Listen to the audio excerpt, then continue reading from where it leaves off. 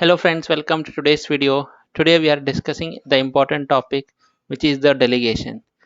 In management, a manager will assign the task to be carried out to his subordinate, and this process is known as delegation in short. So, coming to the definition, delegation is the assignment of authority to another person in management from a manager to a subordinate, so as the subordinate can carry the specific activities. So these are the key terms. Next, what it is. It is a process of distributing and entrusting work to another person. So manager is giving the task or the work to his subordinate. So this is a delegation. So what is the process of delegation involves? The process of delegation can be generalized in one of these four categories, starting with the allocation of duties. you know Whenever a manager has to assign a task to his junior or his subordinate, first he has to understand what are the duties that the subordinate has to carry out. So that is the first step. That is, the delegator communicates to the subordinate the task which is to be performed, and while doing so he has to also take into account the resources and the time limit for the task that has to be complete. So this is one of the first steps.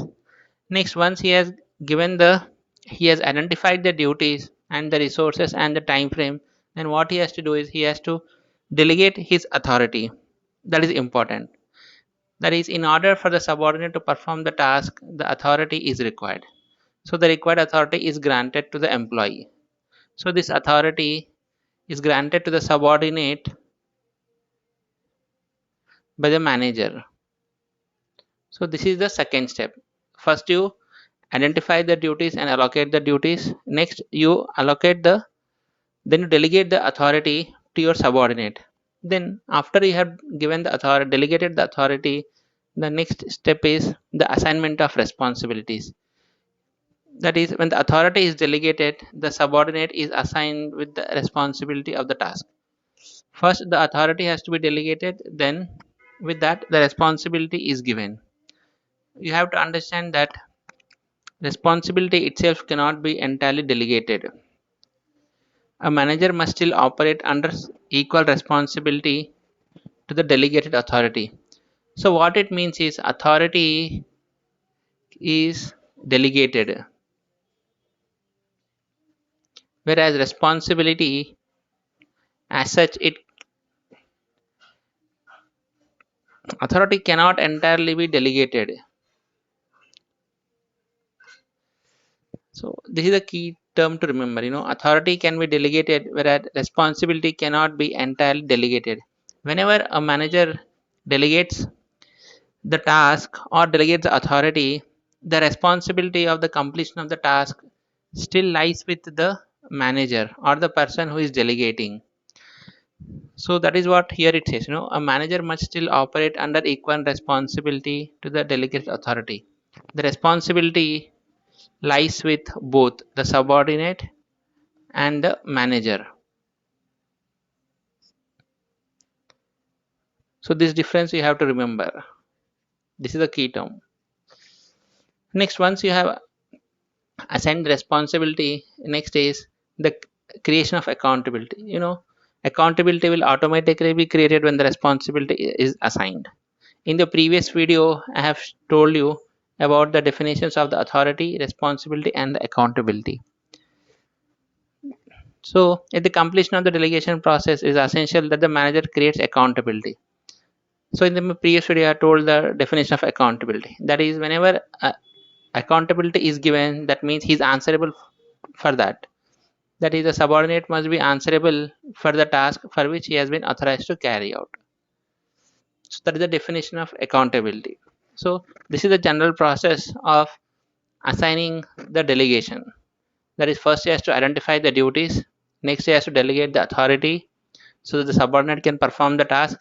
After that he has to assign the responsibilities, and then the creation of accountability. This is automatic, whereas these three have to be, this is also automatic to some extent, but these two are have to be identified by the manager. So this is the general process. But then Okay, the process we have understood, but then how we will use this process, or which principles you will use so that you follow the certain process. So there are certain principles that are being identified in management for the delegation. The first one is, the task has to be completed. So your first thing is that you need to achieve the result, or you need to complete the task. So based on that, if you follow this principle, then that is the principle of delegation by result. That is, the manager needs to know the purpose of such delegation and the results which they can expect from it. So when you're delegating the task entirely based on the result, then that comes under the category of delegation by result. Next is, if the manager is delegating the work based on the competency of the person of the subordinate. So based on the competency of the subordinate, if you are delegating the task, then that falls under the category of the principle of competency. Next is, sometimes what happens is, the manager has a confidence or the trust in one of the subordinates. So if the manager is using the confidence and trust as the key to us for the delegation, then that is the principle of confidence and trust. Next is with respect to the authority and responsibility. Authority which is delegated to an employee must be consistent and equal to that of their responsibility. So what happens is, sometimes authority and responsibility are not given, are not delegated properly. So we have to ensure that these two are equal. That means whenever you are authorizing somebody, then we have to ensure that he is also given the proper responsibility for that. They both have to go hand in hand. So if you are ensuring this one, then that is known as a principle of parity of authority and responsibility. So next is the principle of unity of command.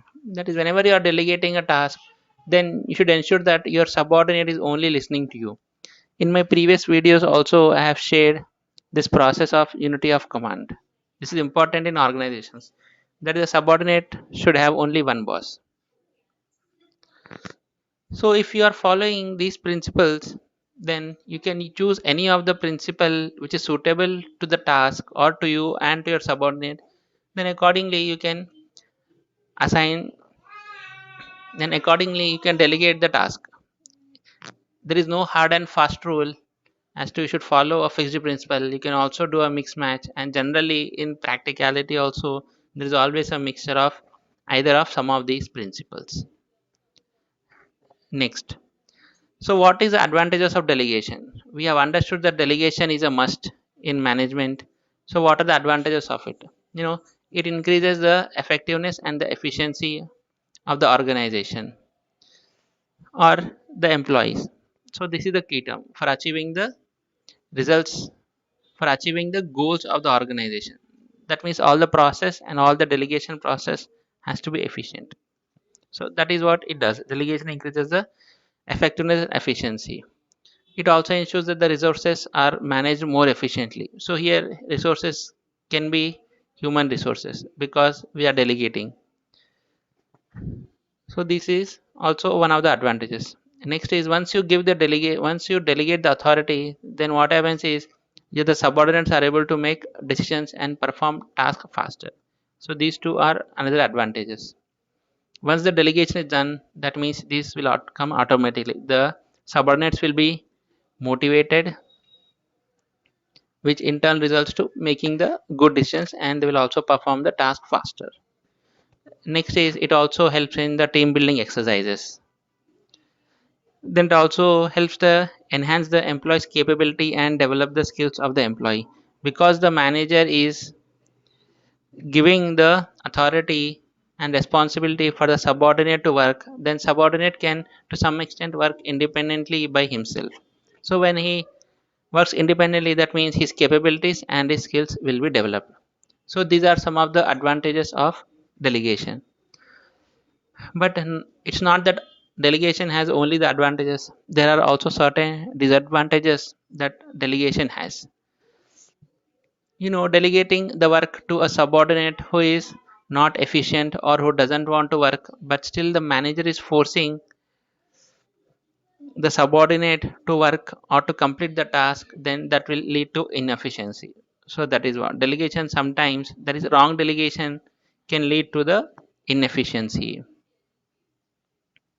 Next, whenever you're delegating a certain task to the subordinate, then there is always a level of risk and the uncertainty on the completion of the task, or the quality of the task, or the result which you are expecting may not match. So this is another disadvantage. These things are not in your control to some extent. And sometimes what happens is, if you are giving the certain task to if you are giving task to many, like you have categorized task 1, 2, 3, and 4, and you are giving one task to one subordinate, another to another, third is another. Then after the results are achieved, then sometimes what happens is the credit goes more either to one person or to many persons, but not all the persons. So what happens is the credit is not given to all the subordinates. So these are some of the disadvantages of delegation. But then, using effective delegation processes and following certain principles, these disadvantages can be overcome, and you can achieve many advantages, and you can increase the efficiency of the organizations, and you can achieve the goals of the organization, which is the entire thing of delegation. So if you have any doubts or any question, you can comment in the video. I'll be happy to share my knowledge with you on this topic. If you have liked the video, hit the like button and subscribe to the channel for more amazing videos. Thank you for watching.